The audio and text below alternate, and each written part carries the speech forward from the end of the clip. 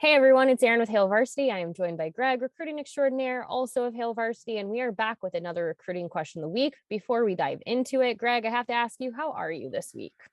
I am very well, actually. I feel ready and motivated for the week. I'm excited. I have to tell you, for my yearbook story, I actually had a conversation. I'm not going to give too many details away for everybody watching this because I don't want to say too much and have you know what it is until we unveil everything. But I did speak to somebody who is very familiar with everything going on in Nebraska's recruiting department right now. Okay. And I felt very in the know about the Okay. week of official visits and everything else. I was like, look at me just taking Greg's job from him for like 15 minutes. I got all the details. How did it feel to be me for 15 minutes? It felt great. The Good. fun part is that they are definitely very, very busy. Lots going on. This weekend was very much uh, a tempered version of what's to come with some of these Yeah. visit weekends. So they were gearing up, but really definitely for the weeks ahead. So let's dive into some recruiting talk though, Greg. Okay. This week comes from @corn_Huskers on Twitter, which I kind of want to know how long that person has had that handle because I Yeah. imagine it was in high demand at one point. They asked, do you think that the ability of the coaches and staff to bring in high profile transfers will impact the level of recruits that commit? I want to just provide a little context to this.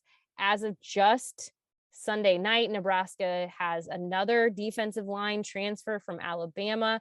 I think this is part of where these questions are coming from, is Nebraska is adding a number of very high profile transfers. It all kind of kicked off with O'Shawn Mathis, but he is not it. They are adding more and more. And you see the name Alabama attached to somebody and suddenly your eyes get very wide. I saw a lot of Facebook comments that were like very excited about this. So kind of going into that, do these high profile transfers ultimately impact the level of recruits that can commit or will commit to Nebraska?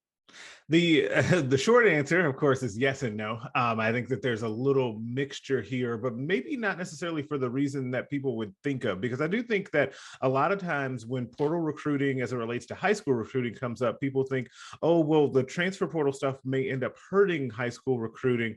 But I actually think that Nebraska is or could learn some things from the success that they've had recruiting guys out of the portal and how to transport that over to high school recruiting. So something is obviously going very well with Nebraska's pitch when it comes to landing these high profile transfers. And this really, O'Shawn Mathis and Devin Drew and Kane Williams and some of those guys recently have gotten a lot of attention, but never forget that there were a whole slew of these guys, right, that happened right after the season ended that got here in time for spring football and as well, kind of headlined by Casey Thompson and Trey Palmer and some of those other guys. And so Nebraska has done a really good job of pitching those players. Now, I think that it's a mixture of this is what Nebraska can do for you and help to take your game to the next level, whether or not it's preparing for, life after football or for the NFL.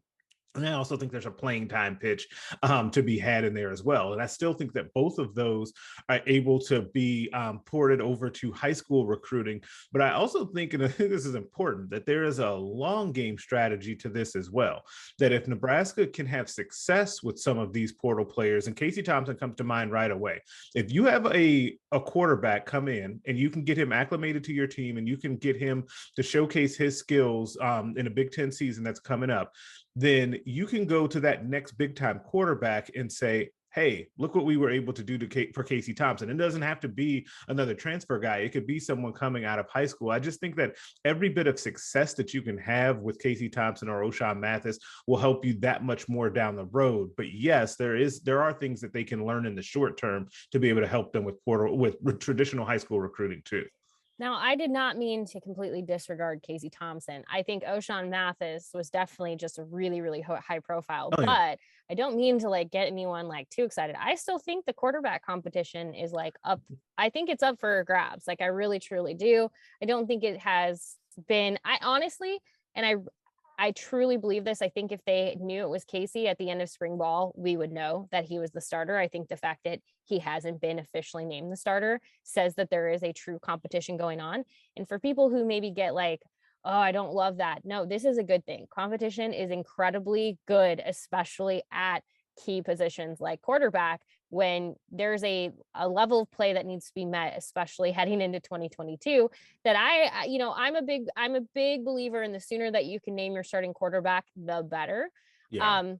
But in this case, I think allowing more of that time for these individuals to push each other, whether it's Chuba or Logan or Heinrich, I don't think that's a bad thing at all. I think knowing that there's competition there is a really, really solid thing. So I did not mean to disrespect Casey. I think I'm just a little bit more with him on the side of there's still competition there, but his transfer in is still a big deal as well. Coming from Texas, you're seeing a lot of big transfers from big name schools, Yeah. other Power 5 programs that have Texas, arguably, you could make the case that hasn't seen quite the success that you want to.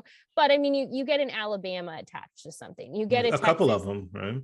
yeah, and people do hang on to that. I was just talking to someone last week who was like, tell me about the Alabama transfer. I'm like, which one are you talking about? So, Right. I mean, that is a good thing. And kind of going into what I was saying about Casey, all of these players are going to have to still compete. And when we talk about recruiting, and I can already feel the comments, I can already feel them. Yes, the transfer portal and just the way college football has evolved has changed things like traditional recruiting. It has changed the walk-on program. I can already feel the comments. And so please know that I agree with you and I understand where you're all coming from. I just also think, though, that it doesn't necessarily mean you're not going to get somebody the traditional recruiting path that's not going to come in and challenge these players. If that was the case, you would completely stop recruiting altogether. And you're not going Right. to do that, because at the end of the day, you do kind of hope you can find those diamonds in the rough, the gems that are going to come in, be with your program for many years and help establish something long term.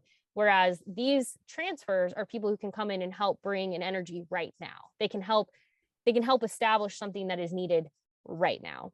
So there's kind of still, in my opinion, a reason to keep an eye on both. And I know that some people are like, oh, traditional recruiting is not the same anymore. You're not wrong. It's just it's evolving, and it has to be approached differently as a result. Yeah, but I don't think that, it's interesting as you say it that way, because I don't, the transfers that have come to the program aren't coming in the hopes to like jumpstart the program to get more transfers, right? I think that the hope would be is that they win a bunch of games this year, and then Nebraska can continue to raise the profile of traditional recruits that they can bring in, therefore that they'll have long-term sustained success, right? I don't think that it's about continuing to load up on transfers, which is why it'll be fascinating to me to see just kind of where this goes for Nebraska. I think that it would be a really, really good sign if you see that number from, well, right now it's at 14, could be 15 if Marcus Washington from Texas commits the wide receiver. But if it goes from 14 or 15 down to 4 next year, right? I think that would be a really good sign. And I think that that's where the coaching staff would like for it to go, to where that way you're bringing in like impact guys or a handful of impact guys to supplement the team. And you also have really good depth coming up through the ranks from the young players on the team as well. Yeah, I think traditional recruiting is always going to be the thing that ultimately, at the end of the day, you want to build that pipeline of players who are going to come in, be with programs, stick around. I know the transfer portal makes people think that like no one is like sticking around programs for a long time, but they are. So it's a different world in not a bad way. And I think that these type of questions are really, really interesting. I think, like I said, after a conversation last week, a lot of people talked about, and it's interesting to kind of see how everyone feels about things. Some people are talking about with walk-on programs that the reason that the walk-on program is where it's at right now is because, well, if Nebraska was winning more games, you'd have more players wanting to walk on. And that's certainly true too. It's the case with recruiting. You'd have more recruits wanting to commit if Nebraska was winning.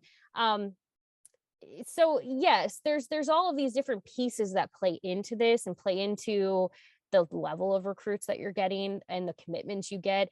And does it have to do with the transfer portal? To a degree. Does it have to do with Nebraska's success or lack thereof? To a degree. And I don't think that that's something, by the way, that like anyone is sugarcoating. Even talking with people inside the program, they understand the need of success to get the type of recruits that you want, to get the walk-ons that you want, to even get the transfers that you want. Right. There is the difference with a transfer right now is you're selling something that they're coming in on a short-term basis. So you don't have to sell as long of a vision with them because they might be looking at the NFL 1 year or 2 years down the road. They're not looking at what does it look like for me, maybe 4 or 5 years from now. So that's why the transfer portal sometimes can be a little bit different when a program is struggling, is they can be immediate impact players where somebody out of high school right now or a walk-on is going, I maybe need to see a little bit more. Do I want to commit here if I can't even guarantee the coach is going to be here a year from now? So all of this plays into it. And so when I see these comments from those of you who do comment here on YouTube, Facebook, Twitter, like just know that like I think all of these things can be true at once. Like I don't think that we have to say one is more this or that than the other. I think you're all right. Like if you're somebody who is like on that point of Nebraska needs to win more, and then, more walk-ons would come or more commits from this, whatever, you're not wrong. Is the transfer portal affecting it? Certainly. It's all part of this. There's not one thing in my mind that just like overtakes the rest. These are all key components that are going to have a factor on Nebraska's recruiting efforts.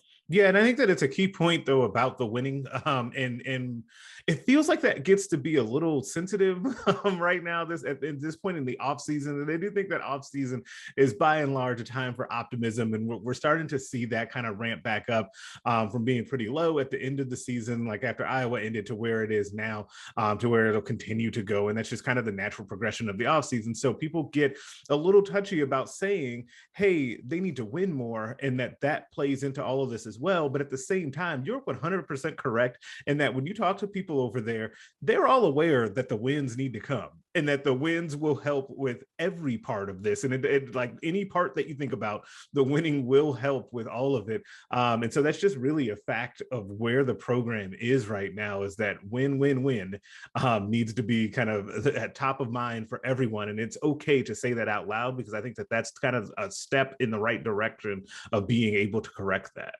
Yeah. Like you said, no, it's not something that is like a secret to anyone. Like I've actually been very impressed whenever I speak to anyone who is within the walls of One Memorial Drive. And I'm talking across all levels. There's awareness, and I think that that's a positive. You want some awareness. Now you need that awareness to turn into something. Right. But I think it's better than people being like, oh, I don't know what you're talking about, I don't see that, I don't understand what you're saying. Like, no, they get it. So it's gonna be an interesting one. As always, we appreciate these questions. Like I said, these are really important questions. They're ones that are going to have an impact on what this year looks like going forward. So thank you to @corn_Huskers on Twitter. We see you comment quite a bit, and we do appreciate that. Keep the conversation going here on YouTube. We also really enjoy seeing your comments here. All I ask is please be respectful of one another. Be respectful of us. Keep that conversation respectful, even if you don't agree with people. That's all we ask. And just remember that like we're not all going to always see eye to eye on everything, and that's great. I actually really appreciate when you challenge things, when you ask questions, because that helps these videos continue. Right. And it also, your questions and comments might show up in the recruiting notebook, which is live Sunday through Thursday. I keep wanting to say Monday through Thursday. Sunday through Thursday, 6 p.m. Central at hailvarsity.com, sponsored by Pinnacle Bank, which we really appreciate them for sponsoring the recruiting notebook. But you can also get more on this particular topic every Monday, 6 p.m. Central at hailvarsity.com. Head on over now. Go and subscribe. We'd love to have you. As always, Greg, thank you so much for your time and your knowledge and expertise. Yeah, thank you. We will be back next week with more. Like I said, keep that conversation going. Talk to you later.